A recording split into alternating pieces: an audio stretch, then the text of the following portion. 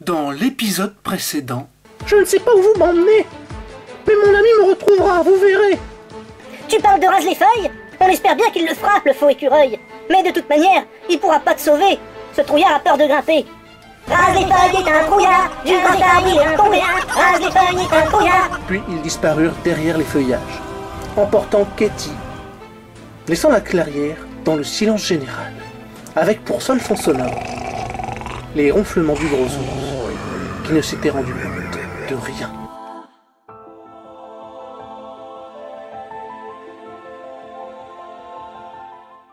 Mais les oiseaux, revenant de leur recherche, avaient assisté à la scène.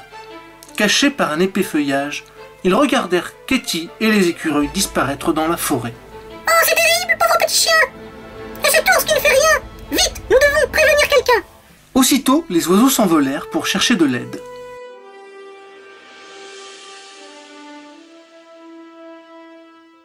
Les plus bruyants restèrent là pour tenter de réveiller l'ours.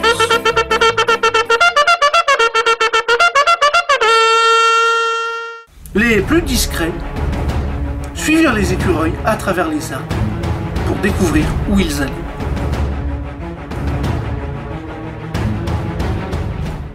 Enfin, les plus rapides volèrent à la recherche de l'ami écureuil.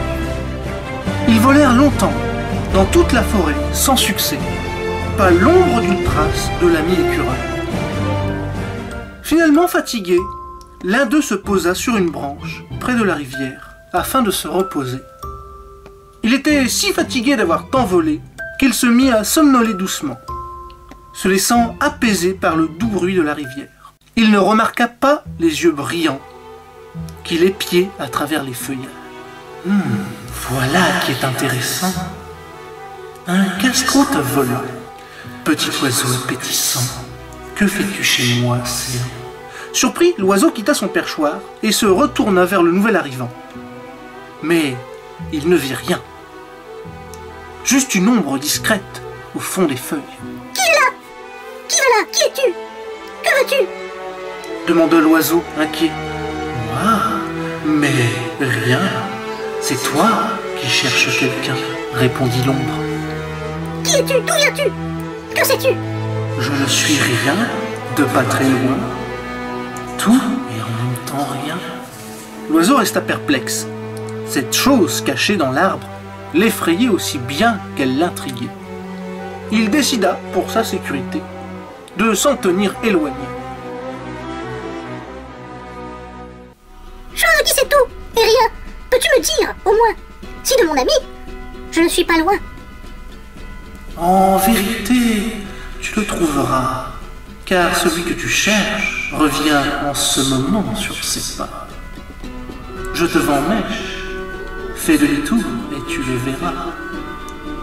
L'oiseau suivit ses conseils et repartit en direction de la clairière, tandis que les yeux brillants le regardaient s'éloigner doucement. Décidément, il se passe bien les choses en ce moment. Je suis curieuse de savoir comment se terminera cette histoire, se dit-elle avant de disparaître.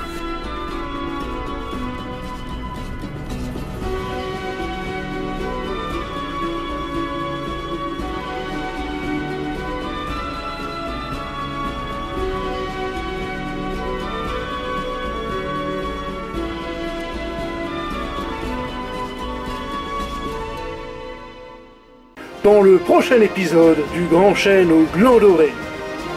La pauvre Katie est en danger. Il faut à tout prix aller l'aider. Mais comment faire tout seul? Je ne suis qu'un écureuil.